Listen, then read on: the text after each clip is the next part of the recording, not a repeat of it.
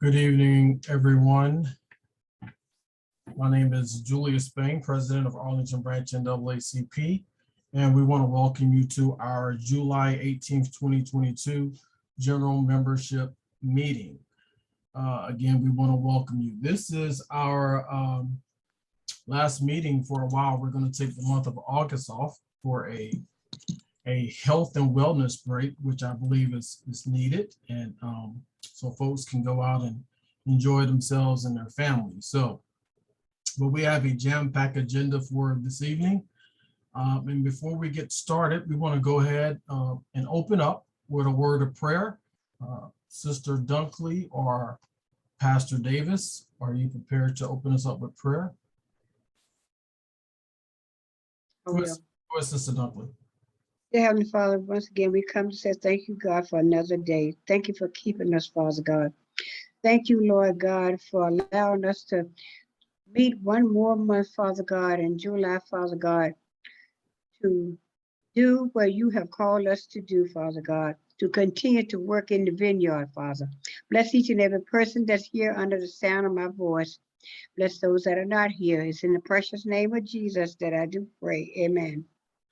Amen. Amen. Thank you, Sister Dunkley.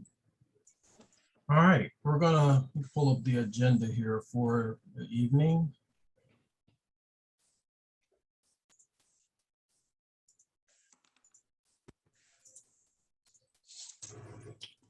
Okay, so we're gonna start off with everyone's in the meeting now. We have our prayer. We're going to do our financial report. I'll have our free remarks. We're going to have our small business spotlight tonight. Then we're going to transition over to our guest speaker, and the rest is right there before you. We'll also put copies of this in the chat so you can look at it at your leisure. With that being said, Mr. Treasurer, are you prepared to give your report? Yes, I am. Are you on camera? Oh, you are. Here you go. Okay. Mr. Treasurer, go ahead. Okay. Good evening, everyone. For the month of June 2022, in our savings account, the beginning balance, $361,841.39. There was one withdrawal totaling $5,000. The ending balance, $356,841.39. Checking account, beginning balance, $26,502.37. Total deposits, $7,013.83. Withdrawals, $6,672.35, an ending balance of $26,843.85. For the Understanding Structural Racism seminar, the total amounts for April, May, and June for PayPal donations was $3,289.21. We made a payment of $1,334, and there is a total of $1,955.21 net. The significant payments for the month were $5,000 for a scholarship, and we did pay the $1,334 for the seminar. That is the end of the report. All right, I'm going to leave the report up here and gave our members, our exec committee members, a few minutes to get themselves together. And and then those of you who are on the call can continue to look at this report. Madam Secretary, would you go ahead and proceed with a roll call of officers for this evening? Certainly. We have President Spain, who is present. First Vice President Kent Carter. Kent Carter. Give me just a second. Let me see if Kent's here. I think I may need to do something here.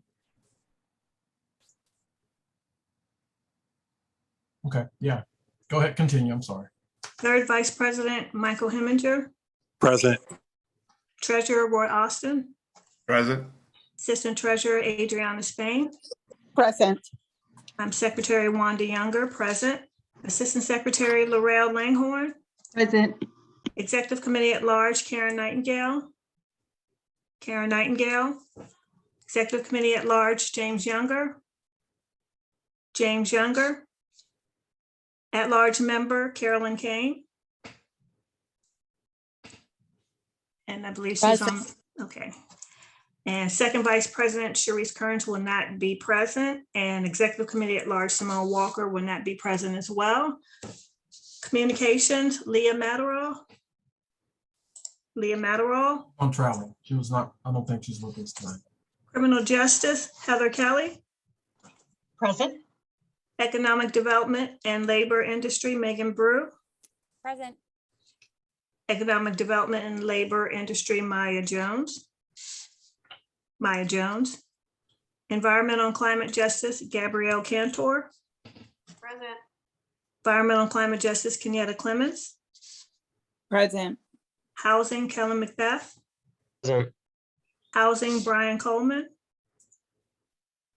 Believe he's entering. Political Action, Jamie Abrams. Present. Political Action, Megan Razor. Present. Religious Affairs, Pastor Davis. Present. Religious Affairs, Rosa Dunkley. Present. Scholarship, Adora Williams. Adora Williams. And Executive Committee at Large, James Younger. Present. That concludes the roll call. Thank you very much. So we've received the roll call. You've had a chance to look at the financial report for the month of June. Let me stop sharing here. Are there any questions on said report? I don't see any hands raised. All right, I'm gonna order the treasury report to be filed with and prepared for audit, okay? All right. So I have a few remarks, and let me pull the slide back up here.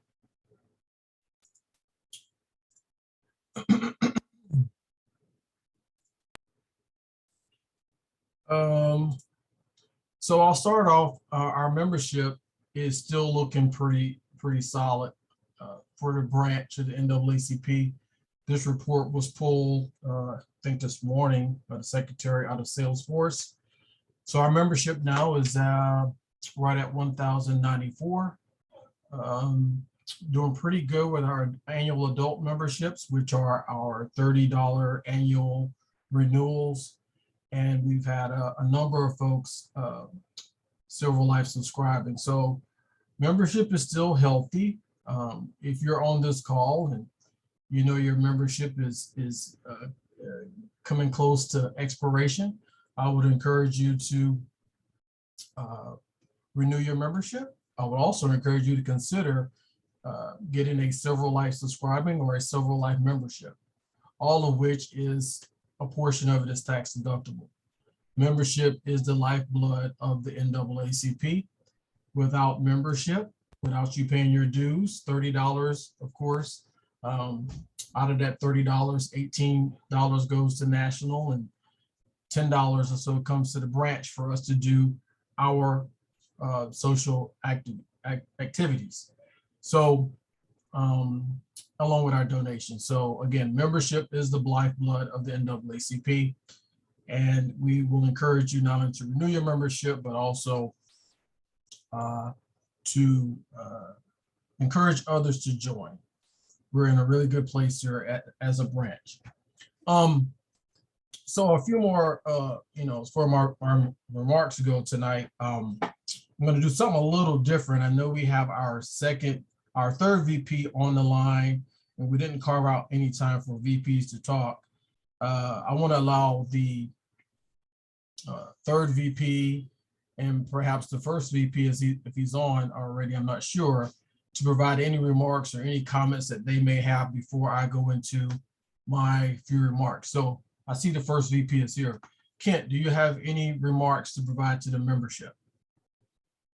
Thank you, Mr. President. No remarks. I just want to welcome everyone tonight and thank you so much for your attendance. You could have been anywhere, so thank you guys for being here and looking forward to the Commonwealth Attorney tonight. So thank you. Thank you very much, Mr. First VP. Third VP, Mike Heminger. Hey, thanks so much, Mr. President. I also want to echo what the first VP just mentioned and welcome everyone tonight. Really looking forward to hearing from the Commonwealth Attorney. Two things I wanted to lift up just briefly, and I'm sure Housing will talk about the first one. But this Wednesday, there's actually going to be a forum on zoning and segregation here in Virginia. And I really want to encourage everyone to come out and participate in that. We know that we didn't get here without a long history of systemic oppression. And I think it'll be a good forum for a lot of us to learn a lot of information. Secondly, the hot topic in the county is really missing middle. And I know many of you on the call tonight have already weighed in, but if you haven't, I want to really encourage you all to take this opportunity and weigh in with the county.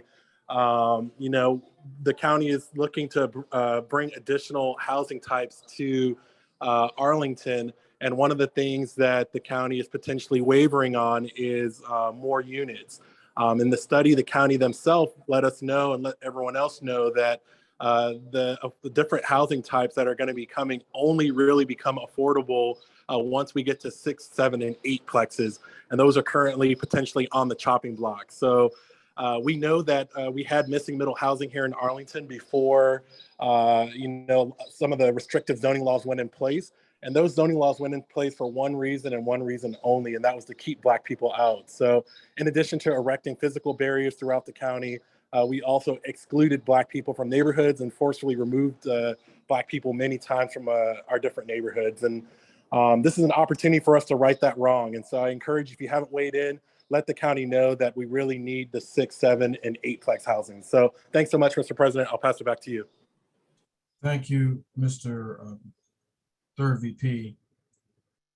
Yeah, so you're going to hear more tonight, I think, when we get down to our, on the backside of the guest speaker, where the chair of our housing committee and the co-chair will talk a little bit about what we're doing with housing to include the upcoming event on the 20th. But I'll be remiss if I didn't, you know, weigh in just a little bit because it all starts at, I was told at the top. I second and third and fourth everything the third VP said.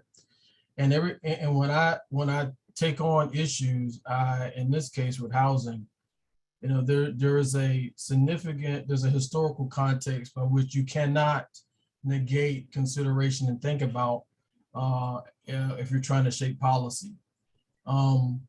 There's a number of reasons why we have exclusionary zoning in Arlington, and we're going to fight this battle. I'm happy to see that there's a number of organizations in and around Arlington that are, you know, writing in letters. But I told someone yesterday that this is not a personal issue for anyone at the NAACP. Our bylaws and constitution clearly lays out that we are to review and analyze all levels of restrictive practices as it relates to housing. And exclusionary zoning, my friends, is a form of restricted housing.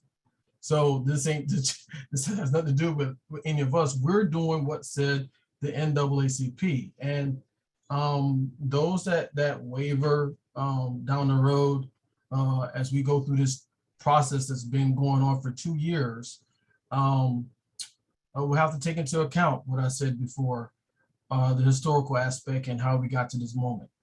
Of providing a level of, not level, but different types of housing within Arlington, I think is important as we move forward for our community. And if we're not to go down that lane, then I think we really have to think strongly about what our mission and what we say Arlington is. Inclusive and diverse community where blah, blah, blah, blah, blah. Well, you can't call yourself inclusive if you're going to shut off certain groups of people and families from coming to neighborhoods. Yeah, you may want to say that's simple-minded, but listen, that's just, it is what it is. You can't fight that. I do want to bring to your attention, the fact that we are still and you'll hear from our Criminal Justice Committee a little bit, we're still on the battlefield as it relates to and having conversations with appropriate officials as it relates to death of inmates in the detention facility. We had a recent in-person meeting in DC at the FBI field office, a group of us, to get updates about what they are reviewing. So with that being said, I'm just going to leave it at that. It's an ongoing process, right? We still stand by the fact that the NAACP here, we would like an independent outside pattern and practices investigation to take place here in Arlington. To date, that has not happened. And so we're going to we'll continue to work and on that issue and many others as we move forward. So that's an update. But there have been some shared correspondence between our team and the sheriff department. And I think the Honorable Beth Arthur is on the call tonight. So thanks for being with us, and perhaps a few others. So we are communicating. I believe as leaders, we all need to be able to sit down and have a conversation. We may not always agree, but we have to find ways to compromise and move forward for the good of the people and the good of our citizenry. And, accountability and trustworthiness and judgment is something that in the case of, and for me at least, ranks pretty doggone high, right? And I need to have that, and we need to see that as an organization as we have dealings with people who are sworn to take care of us and support us. So with that being said, we're gonna be done a little bit early here. I wanna go ahead and prepare to turn this over to our small business spotlight economic development. We're doing a really good job there. As you may notice, we are lifting up a lot of our small minority-owned businesses here in Arlington, and that's a good thing, getting the word out. We're hearing back from a lot of those organizations that they really appreciate what we're doing, and some of their patronage has come by way of us just putting the word out. This past weekend, there was another minority-owned business that opened up along the Pike. We were asked to come and bring remarks, and that's a good thing, right? That's the beauty of our neighborhood, right? We all have these little small businesses coming up, and it was a pleasure to be there and welcome them here to Arlington. Now the thing is, let's work together for them to stay, right? It's costly to not only live here in Arlington, but to also run a business. So let's do our best to work together in unity. With that being said, Megan, are you prepared to come on and talk about the small business spotlight?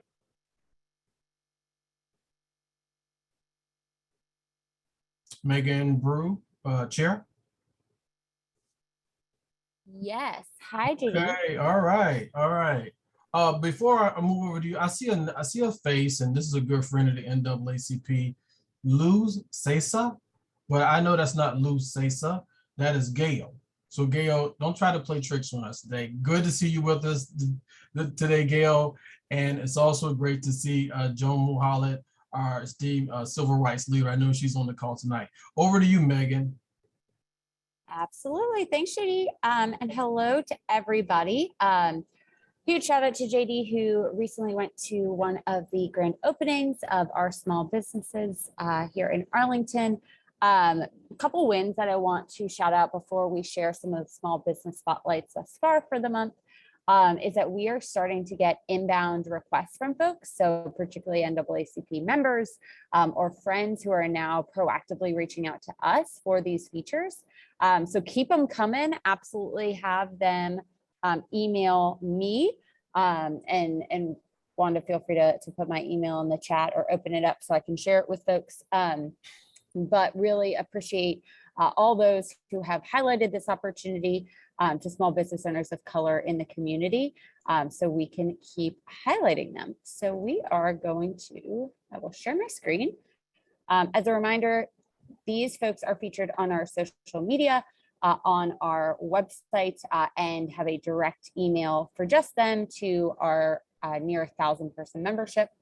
So first, we've got Barbecue at its Best. So this is a local food truck that's serving up the best kind of meats here in Arlington.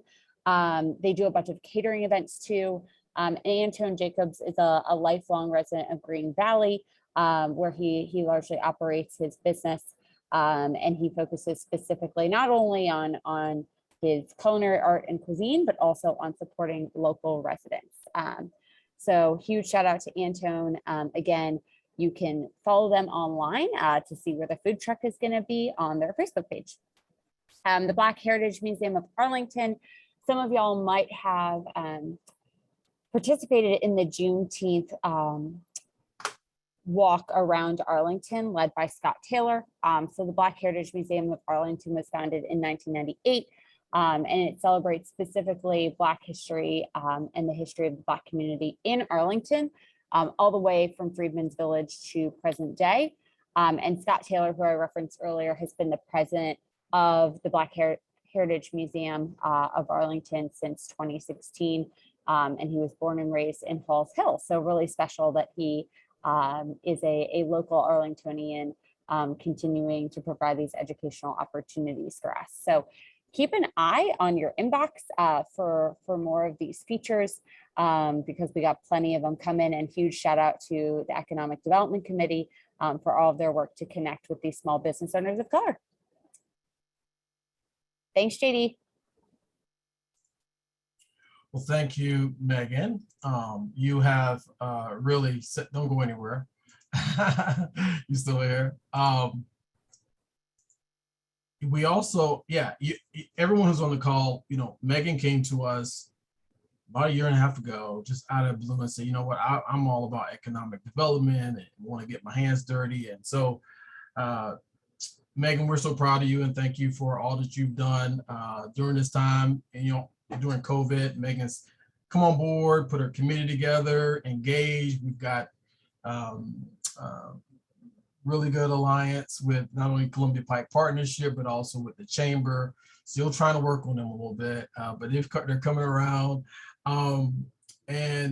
Just things are just well here. And again, we're just lifting up our businesses, our small businesses, more especially Black-owned businesses here in Arlington, and it's been phenomenal. So I just want everyone to give Megan and her team, the entire committee, a virtual hand clap. Thanks, y'all. Thank you, Megan, and we'll see you around. Did you get that invite today to the nonprofit thing that's going on? I did. We'll I saw that in my talk about inbox this afternoon. All right, okay. Spoiler alert, JD. I love it. All right, Thanks, y'all. All right, we'll see you soon. All right. Next up, we are, give me just a second here. We have with us tonight a friend, a member of the NAACP, one who I've known for a number of years, a person who has a storied, can write, if you had to write a book, you couldn't write any better, but she's been through some challenges. There's been some good days, some bad days, but I think she's had more good days than bad days, Reverend Davis and Pastor Dunkley, like the old spiritual hymn. Parisa Dehghani-Tafti is the Commonwealth's attorney for Arlington County and the City of Falls Church. And we asked her, to come in and give us an update on all things under her purview and what she's been engaged in over the past year or so. A lot of good news stories. We also are going to open up, and we did receive a lot of questions from our attendees. We'll put those up after she gives her presentation. But Parisa, where are you at here? Let me get you, stop sharing here. And I can get you here with me. I'm right here, Julius. And look, we have a lot of people on this call here. I'm just trying to, let me get it right. Right. So, oh, Red. All right, here we go, Red. But Parisa, again, we welcome you on behalf of the executive committee and all the members of the NAACP. We thank you for taking time out of what we know is a very busy schedule and to be with us this evening for an extended period of time to give your presentation and then to answer some questions, which I don't think are going to be too hard for you to answer, but we're here with you. And I know that, you know, under the umbrella of the NAACP and all things civil rights and social justice, if there's anybody who understands that, I know you do, right? But I also understand that sometimes when we're trying to implement policies on a number of matters, it's not as easy as snapping your finger, right? So, but you've stayed on the battlefield and you have not surrendered. So we thank you. So with that being said, do you want to share your slide or do you want us to share your slide? I would really love it if you can share it, the one that I sent you earlier today. Okay. If that's an issue, I can try to get. Oh, no. That's fine. Let me get it. So without any further ado, I present to everyone here, Parisa Dehghani-Tafti, the Honorable Parisa Dehghani-Tafti. Give me a second to find this thing and I'll pull it up first, okay? No Yes. worries. In the meantime, I'll say hello to everybody. And I am Parisa Dehghani-Tafti. I am your Commonwealth's attorney. And I don't like going anywhere as much as I like coming to the NAACP for exactly the reasons that Julius expressed, which is that the issues that the NAACP supports are the issues that I support, and they're issues that are personal to me, both from a faith background and from very personal family background. So if you could advance to the next slide, please. I wanted to just stop for a second and sort of center everybody on what our mission is. And the reason why is because I've taken a holistic view of public safety, one that goes well beyond simply prosecuting people and incorporates community well-being, fairness, and justice into the work that we do. Next slide, please.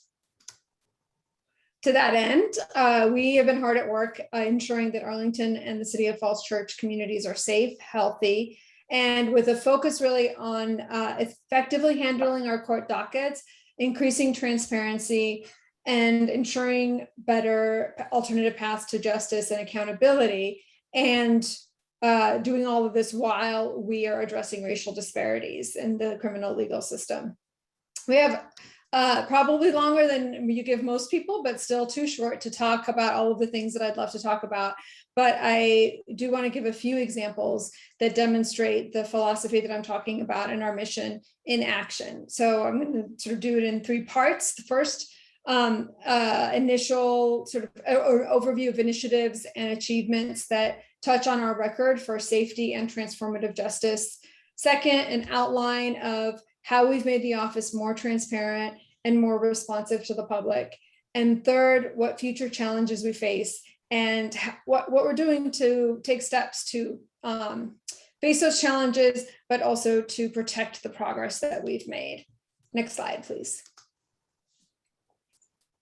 So in our office immediately stopped prosecuting simple marijuana possession charges, and absent circumstances that make it a public safety concern. We stopped prosecuting the charges that were not a public safety concern, like people driving intoxicated or with kids.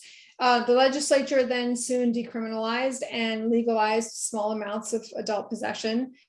Another thing we immediately stopped doing is that we immediately stopped asking for cash bail, what in Arlington is called secure bond, because I said in the campaign, and I've said every day, that we don't believe that people should be incarcerated simply because they can't pay their way out of jail.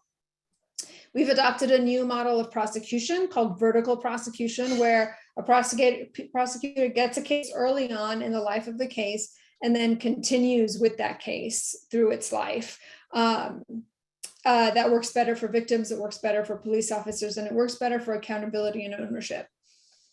Our office has also implemented changes to make discovery fair for all parties.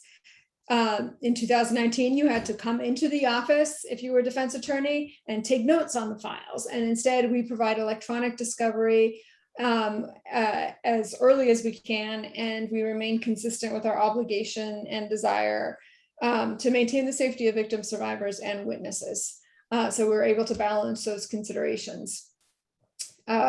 We treat kids like kids, and we haven't certified a single child as an adult, and we've worked to avoid the detention of kids who become court involved. We charge with restraint, meaning we don't just stack up charges and stack up felony charges and stack up charges with mandatory minimums in order to leverage guilty pleas. And particularly with respect to mandatory minimums, we disfavor their use because they have significantly contributed not just to mass incarceration, but specifically the racial disparities with, in the criminal legal system. We developed a behavioral health docket, and it's designed to serve 10 folks. Oh, I'm sorry. It's designed to serve 10 folks, and it has actually 12 people in it right now, as well as a wait list. 3 people have graduated from the behavioral health docket, and they're all doing extraordinarily well. They're all continuing to get mental health treatment, and they all didn't get convictions on their records. About alternative courts. In 2019, when the drug court only had 4 participants, and now it is near capacity for the first time in years. But we're also working to find ways to make drug court more evidence-based and to advocate for ways to expand eligibility. Right now, there's a pretty restrictive statute that controls eligibility. So I'm advocating to expand that so that we don't exclude the most high need individuals that could benefit from drug court. Something that I'm particularly proud of, and this is really a little bit inside baseball, but our office is the only office in the entire country with a policy of not using peremptory strikes in jury selection. And we do that to ensure that juries are representative of a fair cross-section of the community. So for those of you who may not be lawyers, a peremptory challenge results in the exclusion of a potential juror without the need of any reason or explanation. And what ends up happening as a practical result is that the use of these peremptory challenges often results in excluding people of color from juries. And so we've designed a policy to ensure that we have representative juries, and we're working with organizations like VERA and the NAACP Legal Defense Fund to help other jurisdictions do the same. And our conviction review unit, which is the first in Virginia, has already dug into reviewing post-conviction DNA testing requests, reviewing Department of Forensic Sciences DNA cases, responding to inmate calls and letters, responding to Freedom of Information Act requests to provide investigative files, and responding to requests for pardons and parole from the parole board.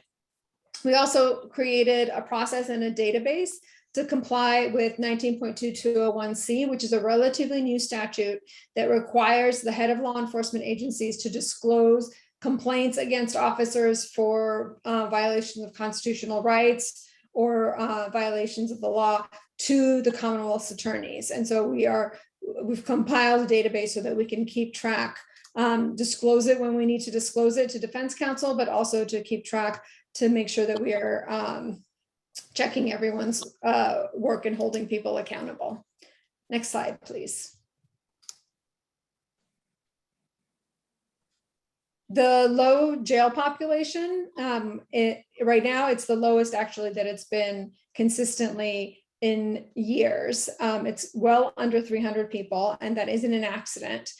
We began the policy of no cash bail and focused on releasing people who didn't pose a flight risk, were not a danger to the community, and where the courts had imposed cash bail that they couldn't make.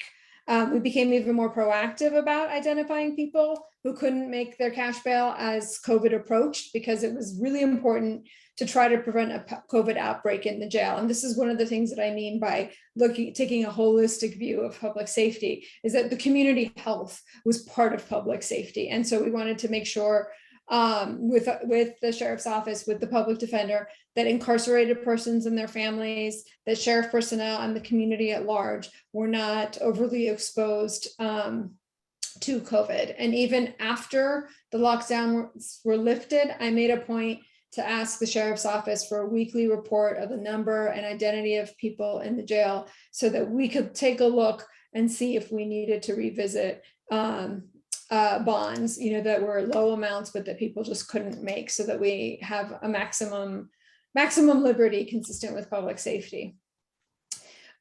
We did create a disability justice system coalition, and that is designed really to allow stakeholders to work together, so that we are aware of the issues that face communities with intellectual and developmental disabilities, because those are communities that both end up being criminalized, but also end up being victims. And so we want to make sure that we are listening to them, and that we are responding in developmentally appropriate ways, so that we can protect them, whether they're victims or whether they're the accused. We've been doing a lot of restorative justice work, actually, and we've signed on to Heart of Safety, which is a program that includes Restorative Arlington, the Court Services Unit, and our office. It's going to serve 16 to 24-year-olds that have committed harm. We're focusing on serious offenses, which would result in detention or incarceration. And these are the places where restorative conferencing is actually the most effective. And we have a Smart Prosecution grant, which is a Bureau of Justice Assistance grant to support restorative justice and some of our other diversion efforts, by providing DOJ funding for a social worker to coordinate diversion programs in other jurisdictions, and internally, and for our partners, vet cases for restorative justice. This coordination is really important through the Smart Prosecution grant, because one of the things I hear in response to the fact that there are significant racial disparities in who is court involved in Arlington is that so many people come from DC and so many people come from Maryland. And it's true that the majority of the people that are court involved are coming from other jurisdictions, but we need to make sure that rehabilitative and just options are available for everyone. And that means getting out of the silos that we're in, and getting out of this sort of idea that, we can serve Arlington residents, but we don't know anything about what other programming is happening in other jurisdictions. The Smart Prosecution grant will help get us out of those silos. And we also have a data piece to it that will be tracking which programs are successful. We have prevented unfair deportations. Some of you might have seen an article in the Washington Post about a month ago, where we actually supported vacating a conviction based on that, where the individual had pled guilty, but their attorney had given them incorrect advice about the immigration consequences of their guilty plea. And so it was resulting in the deportation of a woman who'd spent her entire childhood and adult life in the United States. And we were extremely proud to support vacating that conviction in that case. Parisa. Yeah. I know we didn't set these conditions at the beginning, but there was a hand raised. Do you mind if we entertain one question, or do you want to get through your slides? Sure, I'll entertain the question. Mr. Third VP, go ahead. Mike Heminger, you had your hand raised?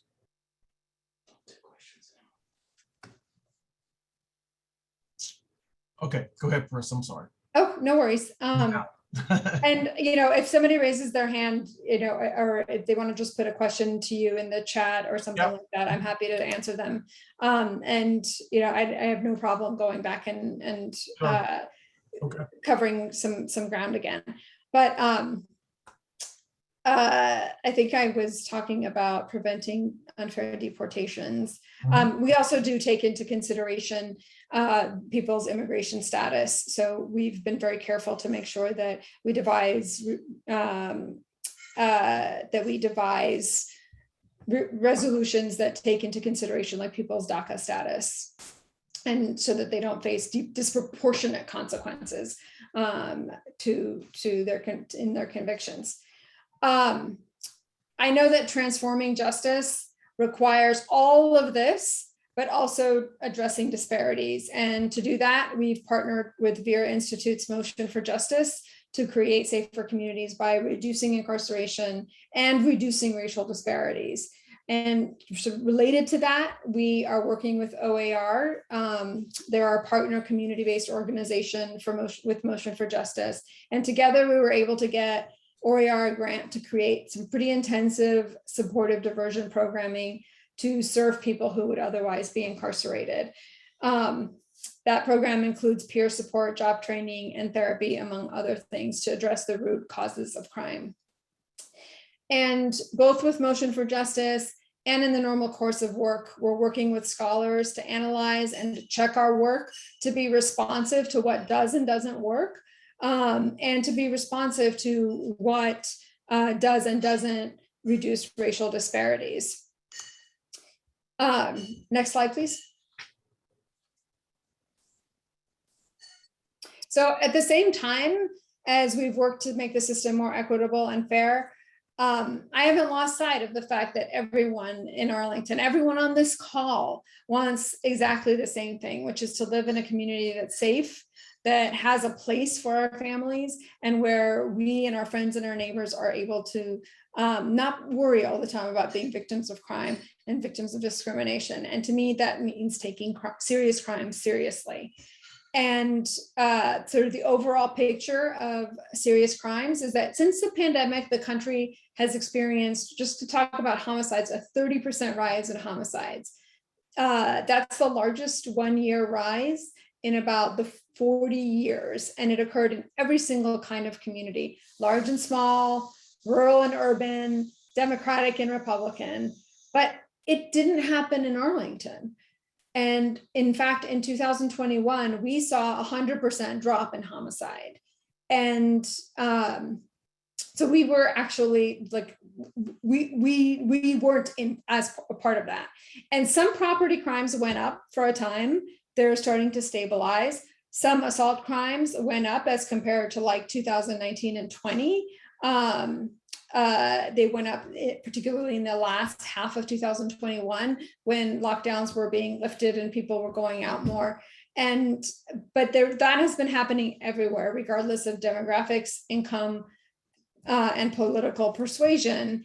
And Arlington's increase, which it has seen an increase, is still well below the sort of proportional increase, both nationally and the proportional increase in Virginia. So we're still doing better on that front, and we're still doing sort of like sort of level with what things were like in 17, 18, and before the pandemic.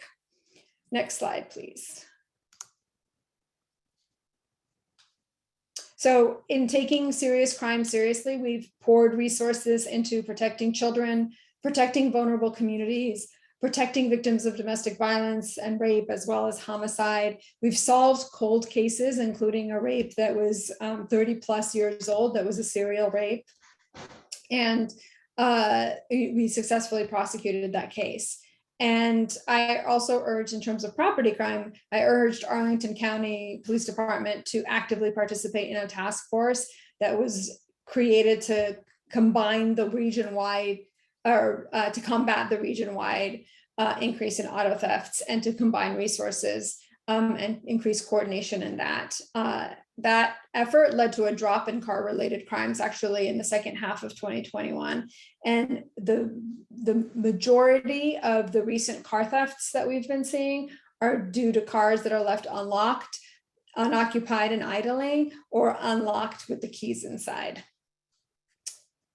And in terms of prevention, what some of the work that we've been doing is I know that Professor Chris Henning came and presented to the NAACP. She has trained us back in 2020. She is going to be training us again so that we have culturally appropriate responses to trauma behavior that is exhibited by juveniles.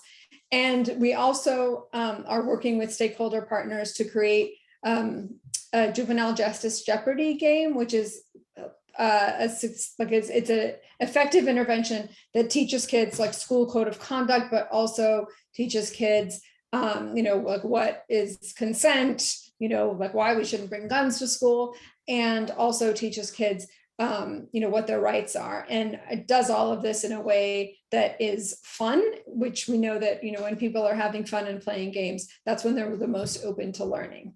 Next slide, please. I've also used the office, like I promised I would, to advocate for criminal justice reform, both in the legislature and in the county. I mentioned before some of the legislative changes to decriminalize, then legalize adult possession of cannabis, but I've also advocated to raise the age at which kids could be certified adults, to remove disorderly conduct as a charge for some of the things that happen in school. And I'm currently working with the OJDP to reduce incarceration of kids, to make detention more home-like and bring kids closer to their families, and to reduce the length of detention. I supported removing mandatory jury sentencing so that people could be sentenced more fairly. I supported the abolition of the death penalty. Also not listed is that I supported automatic restoration of voting rights. I supported the elimination of mandatory minimums and some other things that didn't actually end up passing, but if we keep trying, we will get there. I supported FOIA, the more transparency in the Freedom of Information Act to get investigatory records, which had previously been discretionary and which previously law enforcement agencies blanket denied the FOIA requests. And then locally, I supported the creation of the Community Oversight Board with investigative powers, including subpoena power. And I supported the creation of the Critical Incident Response Team, which is a multi-jurisdictional partnership of law enforcement agencies that exists to investigate lethal use of force, so that the department in which it happened is not investigating itself. Next slide, please.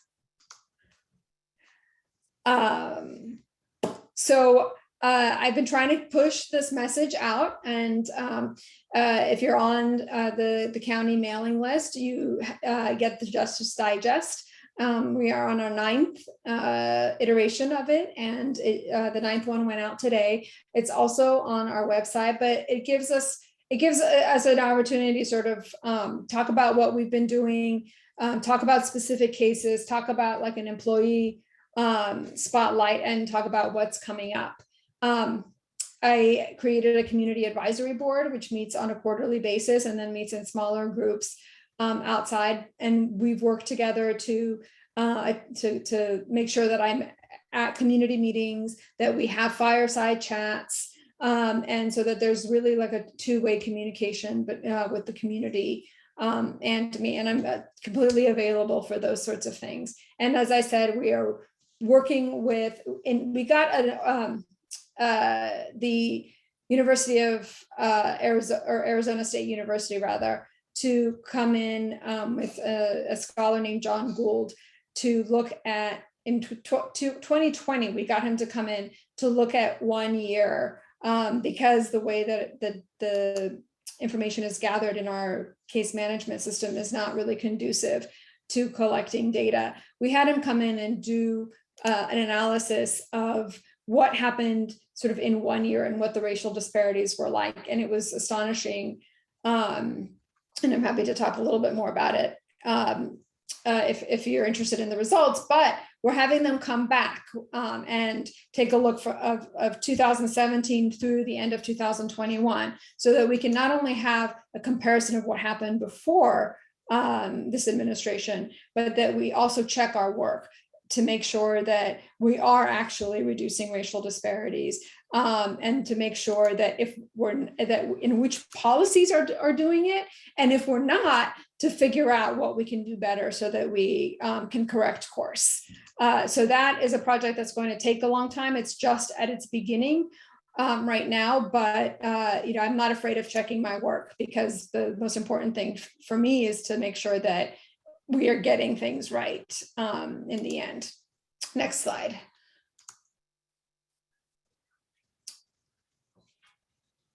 So transforming justice means different things to different people, but when I talk about it, I mean, what I mean is transforming it so that it's more fair, more equitable, and more responsive to the needs of everybody in the community and everybody who's a part of the system.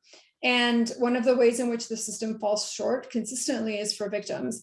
Victims have to wait for restitution, and sometimes defendants can't pay it. So we're working on a project to determine the feasibility of creating a fund that would permit victims to receive restitution when they need it, to pay for deductibles and medical expenses and other things, but then also permit the defendant to pay into that fund what they can pay when they can pay it, to ensure that we don't create essentially debtors' prisons, because I've seen now people get incarcerated for not paying restitution, even over our objection. And so what I'd really like to see is for us to move away from that kind of a model. And I think that this victim restitution fund might help with that. Another way in which the system fails is that when someone is arrested and charged, it can take as many as 4 or 5 days for them to get a contested bond hearing with a lawyer representing them. So one of the issues that we're working on with the public defender, and we're trying to get the courts involved and the sheriff's office, as well as the police department, is making sure that people have counsel at the first appearance. And part of that is also working with the Pretrial Justice Institute under a BJA grant to map the pretrial process, study the law, and get real life experience from community members to get a report that recommends how we can expand pretrial liberty in a way that protects public safety. One of the things that's really important to me is accountability. And for that, I am going to be asking for the county for an in-house investigator so that we can move more quickly when we need to have an independent investigation or when we need follow-up from an investigation that's already taken place. And I think that will help answer the community's questions more quickly and help maintain our independence. One of the exciting things that I'm excited to be a part of is the planning of an expungement summit, so that people can clean their records of charges where they weren't convicted, so that they can have better job opportunities, better housing, better credit, and all of that. And I'm also looking into gun buyback programs, and as I stated earlier, the juvenile justice Jeopardy game as a preventative tool. Next slide, please. So I wanted to close with going back to my values and the NAACP's values. I ran for this office because I cared about the issues that the NAACP cares about. And I have enough self-awareness to know that I won this office in great part because I made the promises on issues that the NAACP community cares about. So, in getting ready for this, I thought, what did I promise? What did I say? And so I actually went back to my notes from a candidates forum in May of 2019. And here is verbatim what I said in my opening statement back in May 2019. And I've not changed a word. I said, as your Commonwealth's attorney, here's my agenda. I'll focus on serious crimes such as sexual assault, domestic violence, elder abuse, and wage theft, because those crimes threaten the safety, welfare, and well-being of a community. That I'll treat kids like kids and work with teachers and parents to make sure that the sorts of mistake all of us make as kids don't ruin their lives. I'll stop prosecuting simple possession of marijuana because it's a waste of time and money and exasperates existing racial disparities. I'll stop seeking cash bail because it unfairly keeps people in jail simply because they're poor. I'll create a mental health docket because the mentally ill should be treated, not incarcerated. I'll create a restorative justice program because it leaves victims and survivors feeling more satisfied and defendants less likely to reoffend. I will not use civil asset forfeiture without a conviction. I will work to create an independent review mechanism for use of force because it'll foster public safety and trust. I'll support restoring voting rights for returning citizens because this helps them reintegrate into their communities, and because we shouldn't keep punishing people once they've served their time.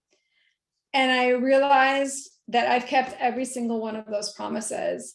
And I'm proud that I've done it, but I'm also proud that I've done it with fighting next to this group of people that's here and fighting next to the oldest civil rights organization in the country. So thank you for giving me this chance, and thank you for working with me.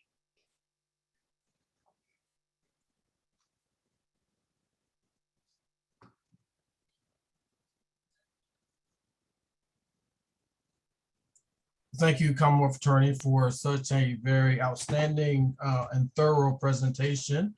We do have a few questions, and let me get back to sharing these. And I don't think we're going to be able to get through all of these. I'll try to talk less. And I see your your friend from next door is just Buddha Bear just joined. So y'all you're in good company now. I'm sorry, who's joined? The Commonwealth Buddha. Oh, hey, Buddha. You just joined. So she probably has not connected, but these are some of the questions that came in advance. And before we get to these questions, I know we only have a few minutes.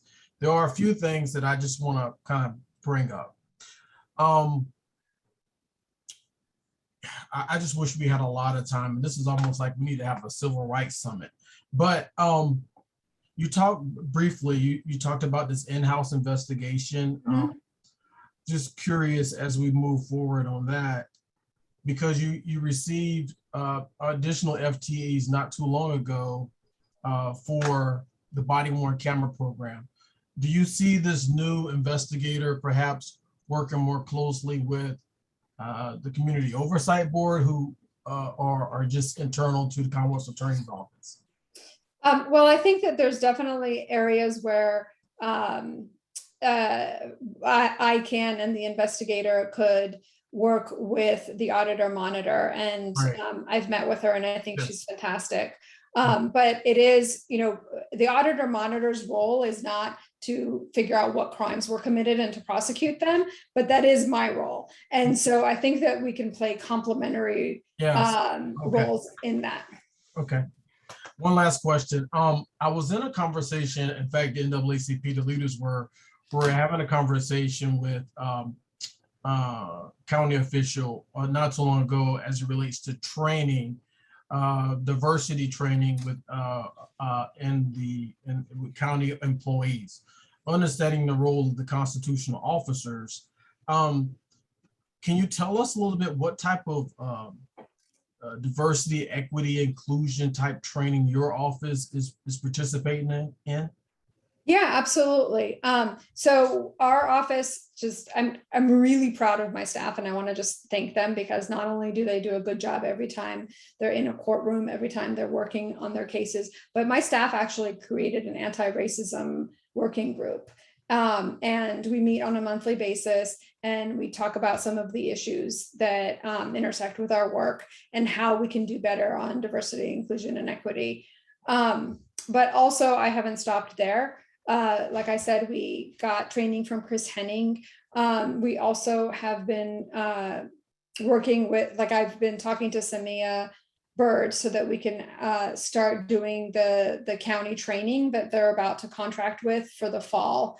So this is something, I recognize that, we can't just have a bunch of policies and, change the world with a bunch of policies. It has to happen from within also. And so it's something that I am seriously committed to and that we are working on. So it is your commitment that you plan to your staff to work with the county staff in the implementation with their programming, I would assume.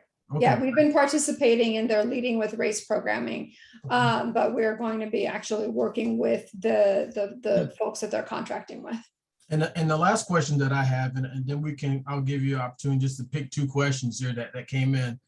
I'm still, and I know you and I have had extended dialogue on this, but I think we owe it to our listeners.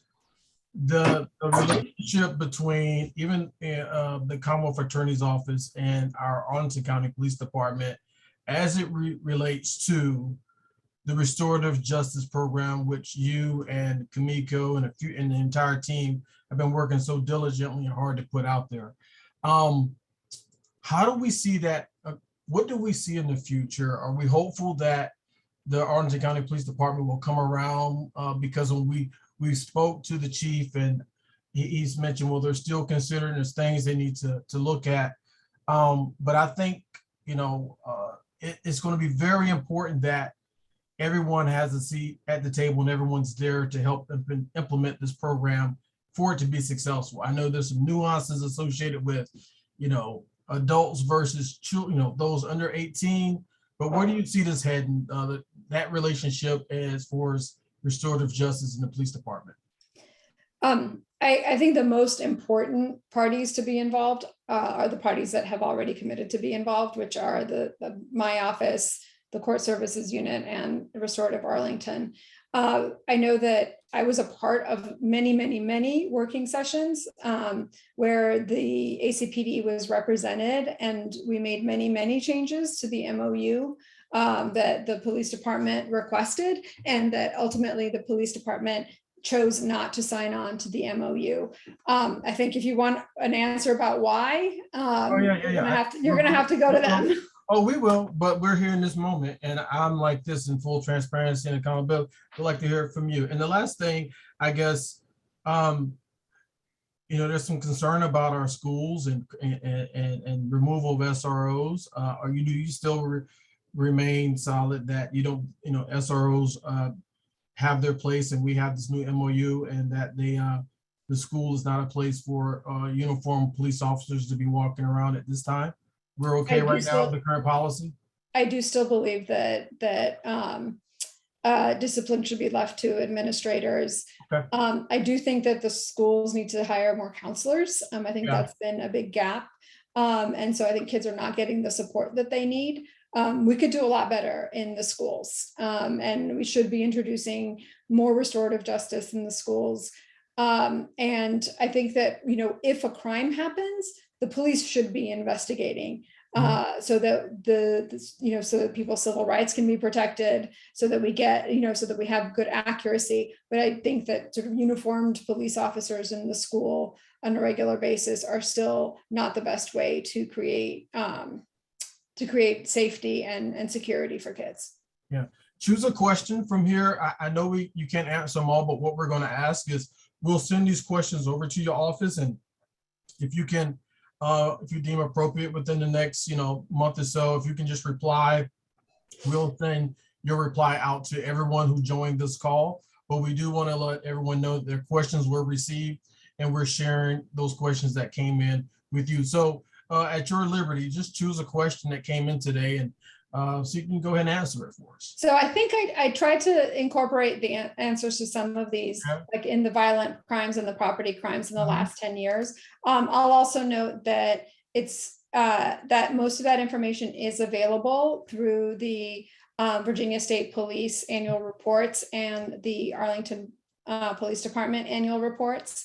And I'll reiterate that even in the most recent Arlington County Police Department report, they acknowledge that the rate of crime is still very low in Arlington, and that we have not seen, although we've seen some uptick in assaults, we haven't seen anywhere near the proportional uptick that others have. And that we went 18 months in Arlington with no homicides at all, which is a very long amount of time. And if you look at sort of over the last 2 years, there's only been one homicide in Arlington.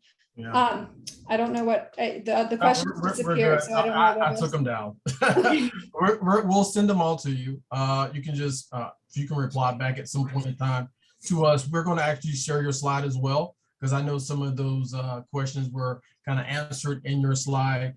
But look, we had 104 people, I think, at the top while you were giving your brief join this call, and for a Tuesday, right in the heart of summer, when the sun is not even officially set yet, to have everyone here listening in to you tonight says a lot about, one, people really want to know what's going on, but also that we're doing what's expected. And we thank you for your service. We thank you for your continued partnership, even though, like I said at the beginning, every day hasn't been a good day, but we've had more good days than bad days, Parisa.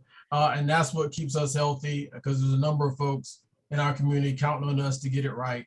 And I think you, in large part, are doing just that. So are there any questions from the audience? I don't do this all. And one thing about NAACP, you notice we kind of calm over here. We don't have all this crazy stuff going on. I guess people know already, like, don't even try it. Are there any questions from anyone in our audience who's with us tonight for our Commonwealth attorney? If so, feel free to come off mute and just ask the question if it's real quick. If not, we will move on. Well, if not, can I have a last word? Yes, you may. Okay. I'll wait to make sure. Lawrence O'Donnell, old show. Okay, good to go. Sorry? No, go ahead. I'm just joking. Oh, I just want to make sure that I'm not ignoring any question. I don't see any here. Okay. And I wanted to answer the civil rights question because of this particular group that we're in. And I will keep it short. I know that I can sometimes ramble on. Somebody asked why progressive prosecutors, and I like to say reform prosecutors, honestly, because I think it should really cut across ideological lines. But why are reform prosecutors so important for civil rights and liberties in 2022? And I'll say what the most simple and basic way is that the criminal legal system cuts across every single civil rights issue, whether it's education, housing, health, voting rights.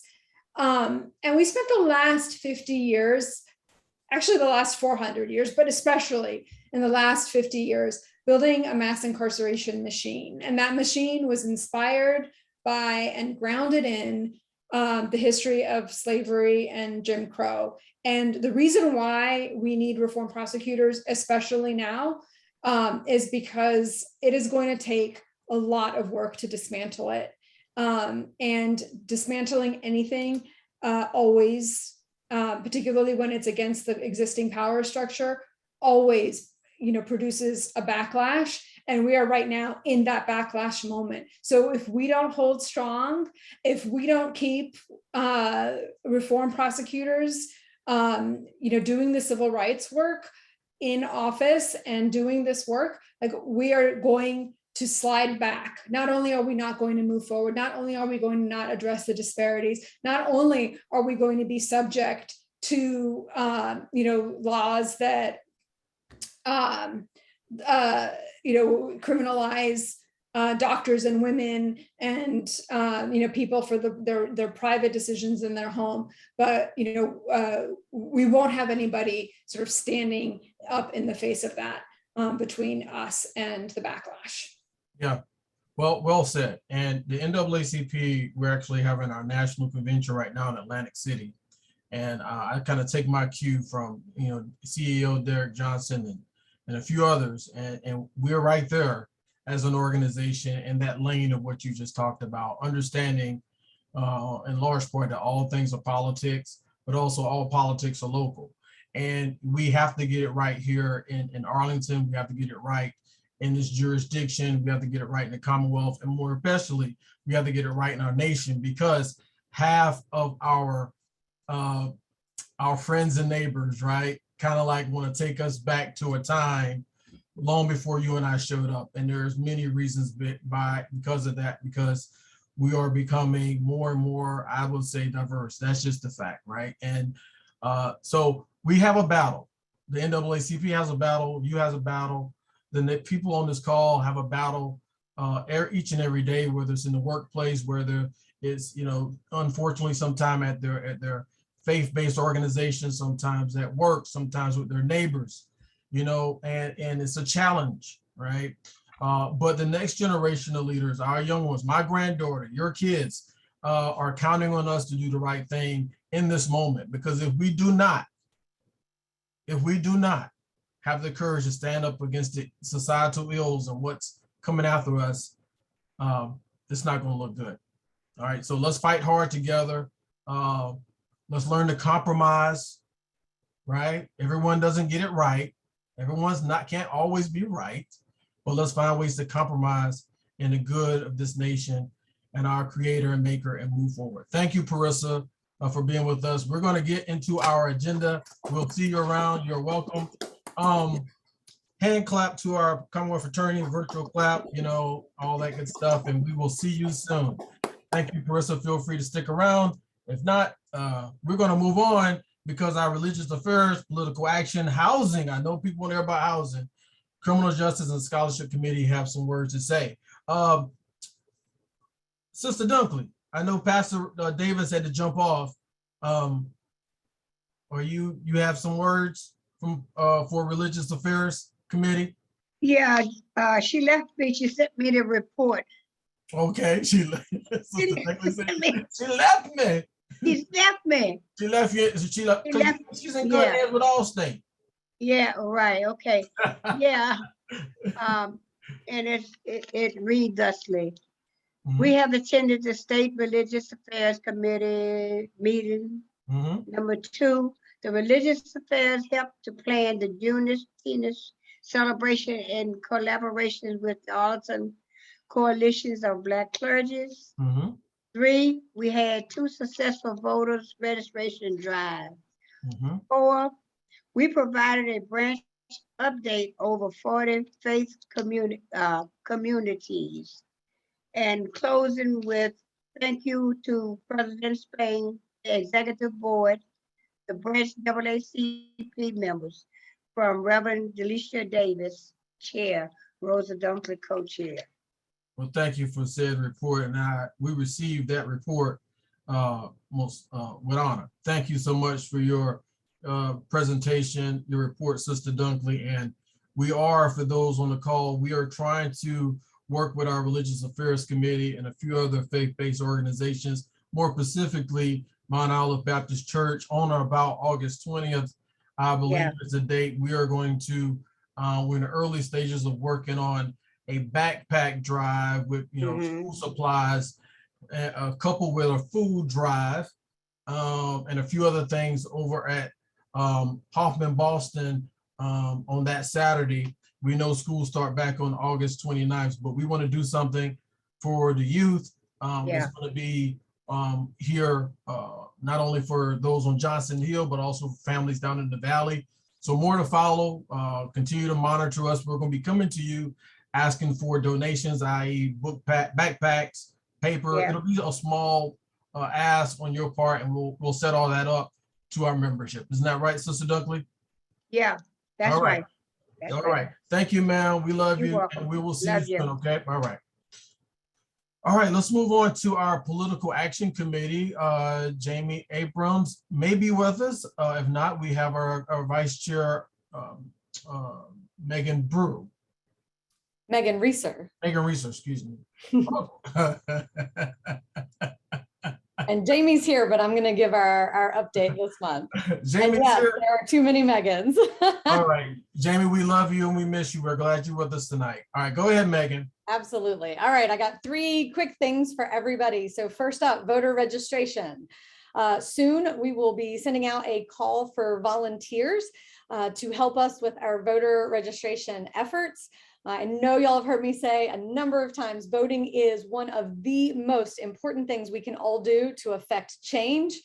And I'm sure everyone on here is registered to vote already, so I don't even have to tell you, but just in case, I'm going to drop in the chat where you can check your voter registration status. Some polling places have changed in Arlington this year, so check your registration status, check where your polling place is, make sure you're ready and set to go.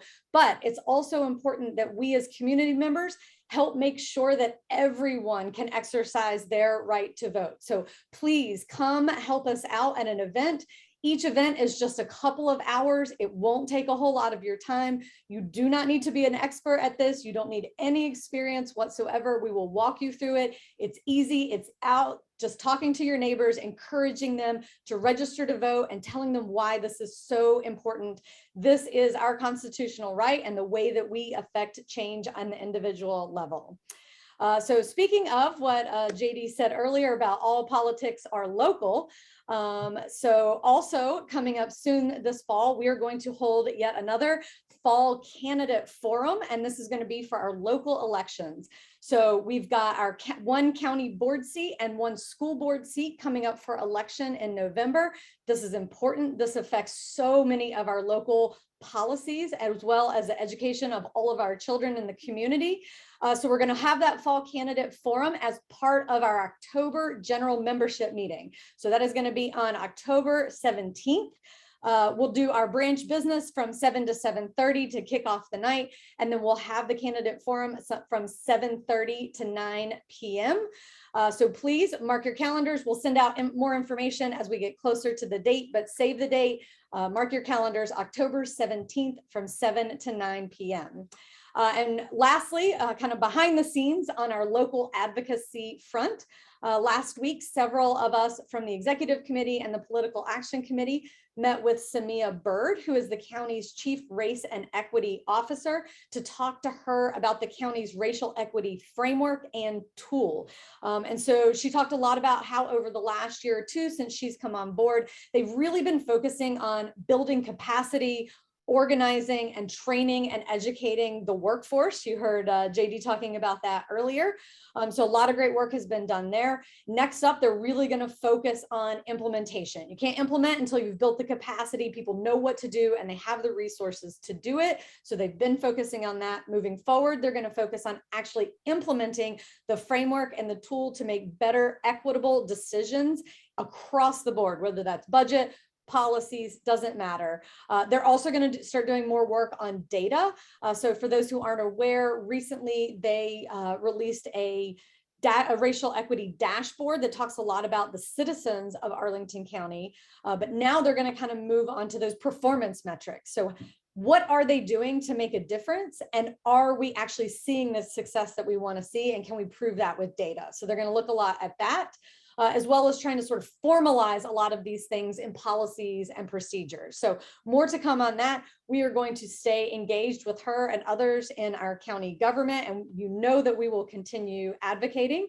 And so if there's any questions for me, I'll take them, but otherwise that's all I've got tonight, JD. Let me see if any questions come up here. Just vote, vote, vote. Again, Megan, Jamie, Jan Marie, Detta, Mike, I mean, there's so many of us. Thank you for what you continue, your leadership.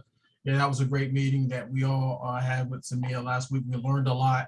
One thing about it, I'm not one where we just, you know, we had our equity resolution in 2019, and then we, you know, hired a chief diversity equity officer, and we have the dashboard and we have all this thing. But if we're going to make metrics driven decisions, right, and change policy, we need to understand where that data leads us, right? What have we captured? What do we know? It starts early on, right, with the training aspect, which is the reason I asked our Commonwealth fraternity a few questions you already know, because we do know for sure that not everyone's being trained, all right? So, but until you get everyone trained on the same level playing field, then you can move forward and, do a few additional things. So thank you, Megan, and the entire team on that. And I see no questions for you. So thank you.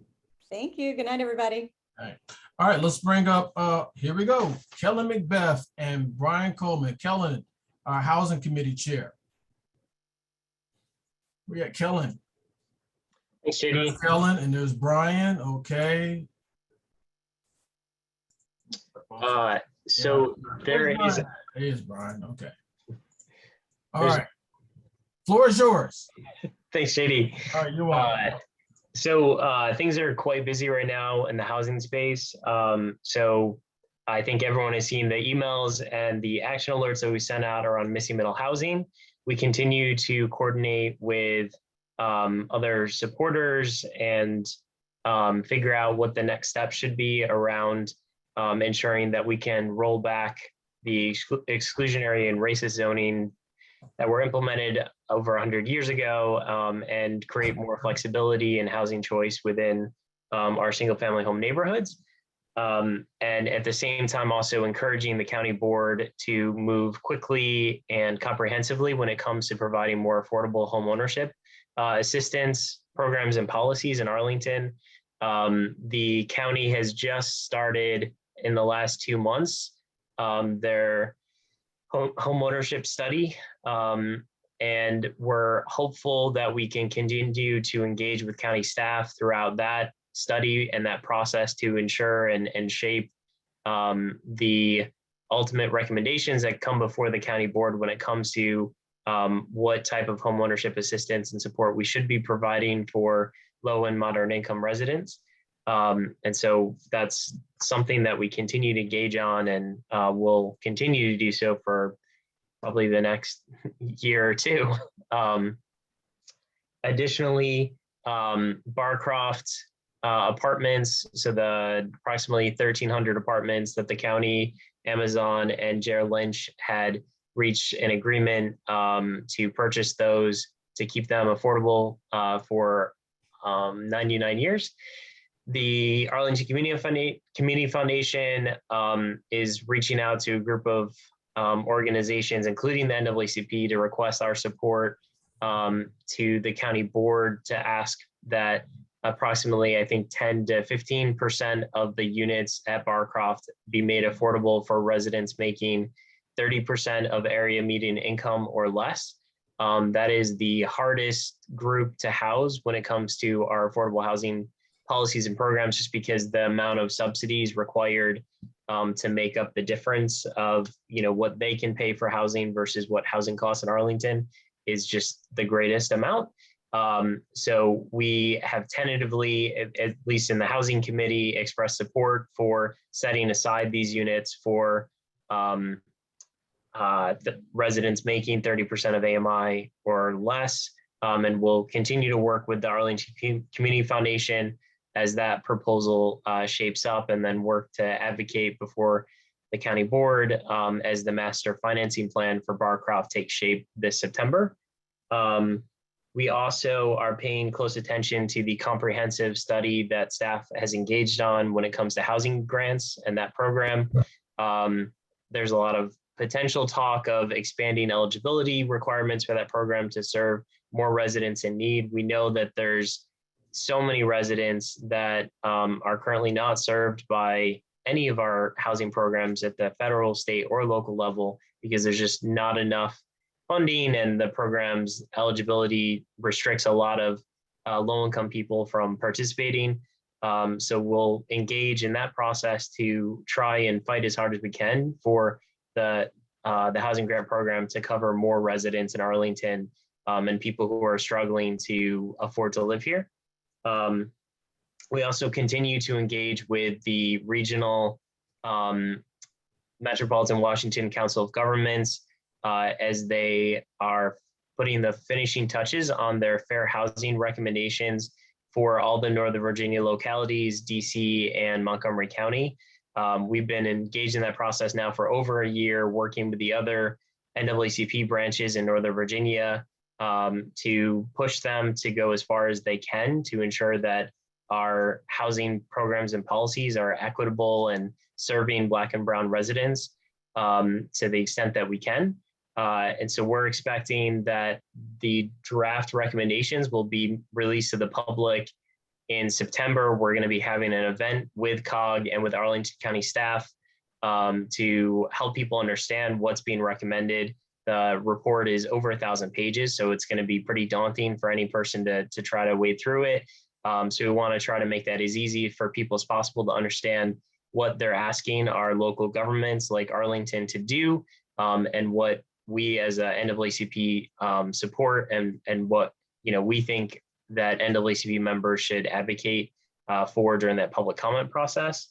And then we're also continuing to monitor Langston Boulevard, Plan Langston Boulevard, That was delayed a bit. I think it was supposed to drop this summer, and it may drop maybe late summer or sometime in the fall. But that will also be a significant effort advocacy-wise as we look to weigh in more specifically on how we can expand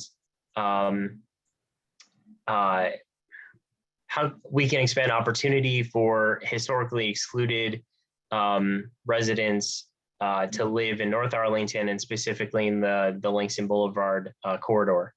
Brian, is there anything that, we are working on our state legislative priorities as well. There's 3 that we're going to be pushing this year, and we should be sending those to the executive committee soon around establishing basically a fair housing grant program at the state level, trying again to get the governor to sign off on local enforcement of tenant rights and protections. He vetoed that bill that we had worked very hard over the last year to get passed through the General Assembly. So we're going to try again next year with the help of a lot of other people who care very passionately about that legislation as well and the impact it'll have on especially low-income tenants.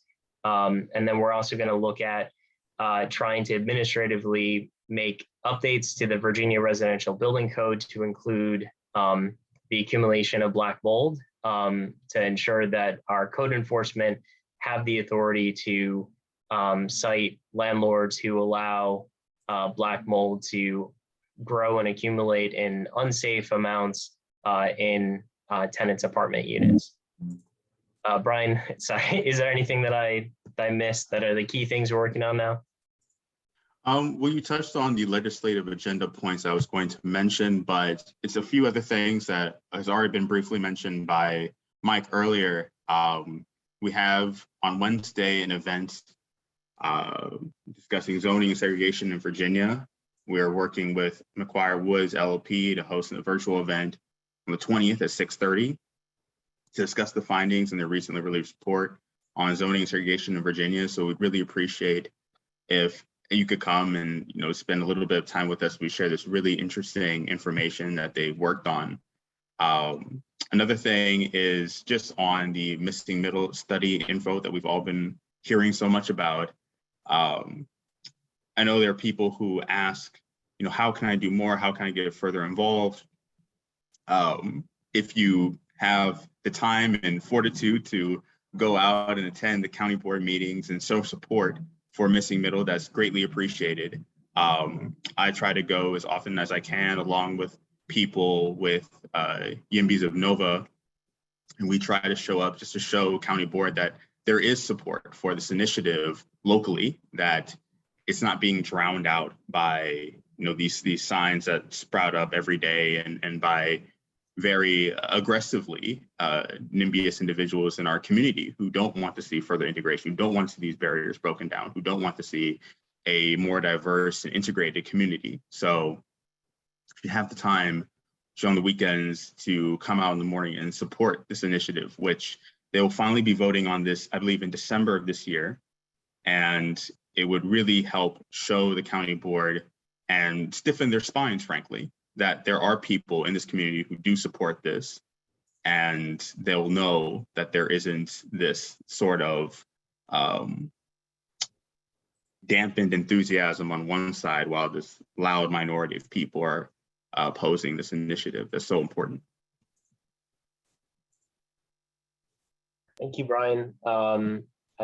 There's a lot going on, so it's easy to forget some of them when we provide these updates, but appreciate all of your help and the excellent work of the Housing Committee to push these issues forward. Any questions from anyone? I saw a question in the chat asking for the registration link for the zoning segregation event. I will get that link for you right away and I'll post in the chat. Yeah, just go ahead and do that, Brian. If you don't mind, Kellen and Brian, just stick around for a second. I know Alice Hogan is on the call, but you made reference to missing middle, and while we still have 77, participants on the call, if you did not know, I just wanted to, I thought, sometimes a picture's worth 1,000 words, right? And these are organizations right now, and correct me if I'm off the mark there, Kellen and Alice and Brian. These are supporters right now of the missing middle in Arlington, right? Some organizations, whether it's the League of Women Voters, Habitat for Humanity, name it, they're all here, right? And that's a testament, I would say, again, to where we are and the type of backing and support we have in this community for missing middle. So, everyone has a voice. Everyone deserves to be heard. But this is pretty significant movement. And I know Alice Hogan is with us, and she works with you, Kellen, and Brian on a lot of issues. Alice, is there anything you want to provide to this group while we're here?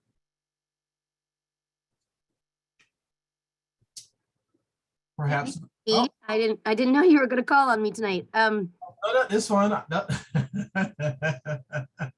that's fine. I wanted to thank you guys for elevating it. As you said, it's important, and there are many, many components, but racial equity is certainly high on the list of reasons to be supporting this. Yeah. And these are organizations, and then just below that, we're starting to collect individual residents' letters. So if people have a letter they've written and they want to get it posted on our site, this is missingmiddlearlington.net, which is sponsored by Alliance for Housing Solutions. So you can get in touch with us, and we can post your letter there as well. There's information there on how to send your own letter. And if you'd like more information, that website we're keeping has a lot of great just background information, what it is, how it might help Arlington. And it's not a solution to all of our problems by any stretch, but we feel like this is a major step in the right direction to start to dismantle the whole zoning regime that we've had for too many decades. And it won't solve all the housing problems in Arlington either, but if we really can't make changes in terms of integrating neighborhoods until we open up our zoning. So it's step one, and it's not the whole thing.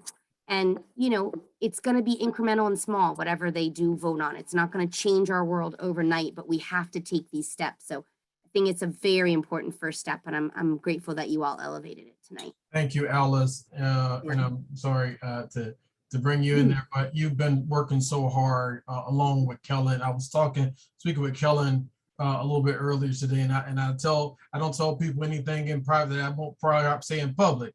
There's not too many folks around here that can run circles around Kellen as it relates to housing issues. But now, Alice may be one. But both of y'all both. We run together. So, right, Kellen? But y'all, you and Brian and the entire team, the way you've just been working together in peace and harmony and moving forward and motivating folks it's monumental. It's historic.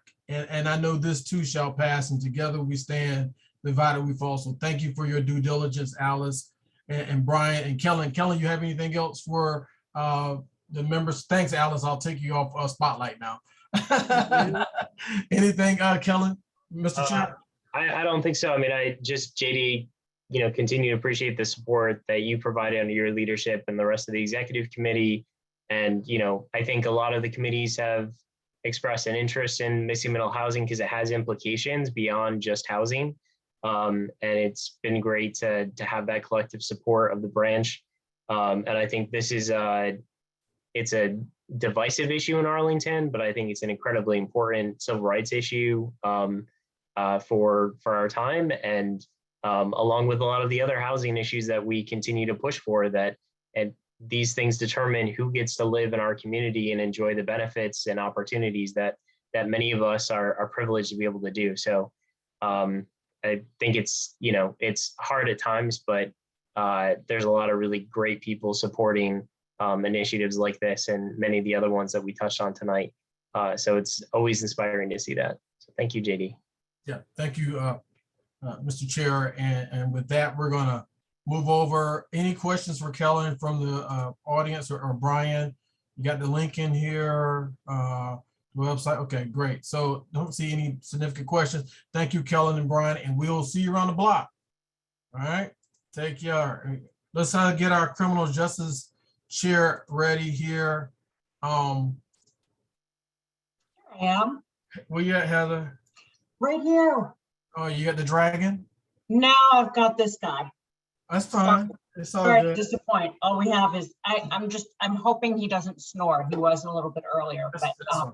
What do you have for us today? so I think we got a lot of information that was really backs up into a lot of our issues that we're dealing with the Criminal Justice Committee from the Commonwealth's attorney. Really appreciate hearing from her. And really appreciate James Younger's comment that it is refreshing to see someone who is actually working toward and actually has delivered on campaign promises. So appreciate that. So in our committee, as we've been talking about a number of times for many months, the Criminal Justice Committee has really taken on a pretty, well, probably one of the most critical issues that I think that our community faces, and that is the in custody deaths at the Arlington County Detention Facility, the 7 deaths over the course of the last over the course of 7 years. And as we've talked about before, we as a branch have requested a review and investigation by the U.S. Department of Justice, their special investigation branch that looks into civil rights violations of incarcerated individuals. And we have not gotten any final word. We know that they have received our request for investigation. We've not received any final word about whether there will be an investigation. One way or the other, whether they do undertake that investigation or whether the Department of Justice opts not to undertake that investigation, we remain committed to trying to find answers on behalf of our community about what happened to each of these individuals who was awaiting, each of them was awaiting hearing, was awaiting, some of them were awaiting even their preliminary charging, were picked up for minor issues such as trespassing. And unfortunately, tragically, unfortunate doesn't do it justice, but tragically lost their lives while they were in the custody of the Sheriff's Department and the medical team at the Arlington County Detention Facility. So we are committed to continuing to ask questions and seek out answers so that we know what happened, because what happened in our name, in the name of the community, in the name of Arlington County residents. So we will keep pushing on that. We're looking forward to and hoping to work with, as much as possible, Commonwealth Attorney's Office, with the Sheriff's Office, with the PD. I know Parisa's on the call, Sheriff Arthur's on the call, Brad Haywood is on the call. We want to work with the county board and the county manager, ACPD, to get answers still on what happened, meaningful, transparent answers, and for also meaningful policy and practice development that will ensure safety of persons who are taken to our detention facility, and to address those issues that they bring with them when they are picked up and brought to the jail. And some of those issues include substance abuse and mental health issues and homelessness. And we want to make sure that being brought to our jail isn't the end of these people's stories. So one of the things we're hoping to work work with all of those entities is to try to do what we can to ensure timely processing and timely communication between those various branches, the ACPD and the Commonwealth's attorney, notification for the public defender or counsel for the those who are awaiting hearing, timely charging. And this is super important, accurate medical assessment and timely medical care, whether that happens in the jail in conjunction with in detention facility providers or at a hospital. So those are things we are continuing to ask for answers and try to engage our public servants on these questions and how we can get answers, prevent it from happening again, and work together so that we know what has happened so that it doesn't happen in the future. We're working on a couple of other issues too. Parisa has talked a little bit about restorative justice. We have some work to do with the Community Oversight Board. That is an ongoing project for us for the Criminal Justice Committee. And one other issue that we're going to be looking at moving forward is we have some questions on,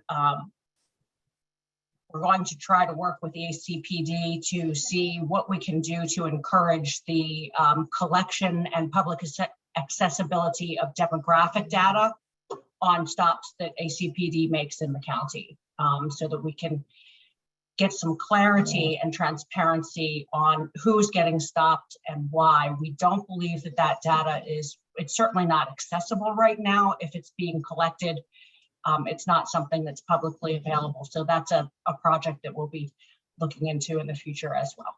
Okay. Well, thank you, Madam Chair. And I did make reference earlier about our engagement simply because we went on behalf of our membership to the Washington field office, FBI, a few weeks ago and had a conversation and received some updates. And to that extent, that's why I left it. So you can, those are still on the call. That event did occur, and we're being transparent with you. There are, of course, details of said meeting that, of course, we cannot at liberty to discuss, but it was good to be there. And on behalf of you and our team, to hear what they had to tell us as far as their review and provide an update. I will say, you mentioned restorative justice, and again, for those that are on this call, the NAACP, as long as I'm in here at the helm, and I know our team, we fully support restorative justice and that platform and that program and implementation thereof. So we're going to figure out ways to work together. That's the next stage here in Arlington, and they're going to need your support to implement that, right? So in a very effective way. So let's embrace it. Let's do our due diligence as community citizens here to look at alternatives, right? And that's what restorative justice is, a different methodology, different approach, alternative to the good old days that didn't render anyone any good, right? So I like where we're heading with that. Madam Chair, I know you have some folks on the call, but we'll stay busy and enjoy the month of August off, get a break. And I know there's a lot that we're doing. And yes. Yeah, so we do still have our July monthly meeting, which is July 27th. I believe that's the right date. It's a week from Wednesday. Yeah. Okay. All right. Thank you. Thank you. I don't see any questions for Commonwealth Attorney. Did our scholarship committee show up at all? Is anyone here from the scholarship? No. Okay, great. May not saying great, but okay, good. We'll move on to, and we'll close out a little bit early. Hey, JD, this is Kara Lieber here. First of all, I want to thank you. I've been out of town for the past few meetings, so this is my first one. I sounded excellent and very informative. I helped with, I'm not on the scholarship committee per se, but I was one of the members who helped look at the scholarship applications. And I have not seen who the awardees were. So I just want to mention, not on behalf of the scholarship committee, but as somebody who participated, have you published something that maybe I may have overlooked? About Okay, 1 second, Madam Secretary, any updates? I know we had a meeting of the executive committee where we confirmed the selectees. Have we made that public? We made that public at the last meeting, right, Madam Secretary? That's correct. Okay, Carol, we'll get that to you. It was, if you, we'll send you a copy of the PowerPoint, but it's also on our YouTube page, the entire video, the recording, but we'll get that to you. Okay, Carol? I think she has some. I appreciate it. Thank Okay, you. you're welcome. I think we are coming to a close here. And it's not going to take me 10 minutes to wrap up. I know we have an event this month for our scholarship committee, like a working session with the new scholars. I will say that we're planning on having a virtual Freedom Fund banquet this year. It may be sometime looking like November timeframe. So stand by for that. We did ask a question of anyone who wanted to participate, but we will, have another event virtual this year, just due to the unpredictability right now of COVID. And we did pretty well last year in the virtual space. So we're going to do so again, and the executive committee felt that was appropriate. So more to follow. We'll be sending out an email probably in August, September, soliciting names. There was a question in the registration asking what was it for. Okay. Thank you, Madam Secretary. Soliciting nominations for different awards. Let me go back and look at the chat. Someone has a question about Freedom Fund banquet. It was in the registration. Okay, yeah, I'll look at that later. All right, I think that's going to be about it, unless there's any questions for me. It's great to see everyone. Elizabeth Fogarty, I'm just looking at photos. Carol, Mary Detweiler, Sarah Munson, good to see you again. And of course, Gail. Gail, Gail, you just, Kamiko, thank you. Carol Fontaine, how's the grandbaby? Hope the baby's well. All right, if there's no questions for me, I'm going to stop recording, and this concludes our meeting for July 2022. We will see you again in September, but the NAACP is like 911. Just call us and we'll be there. The meeting is now adjourned. I'll stick around for a few minutes.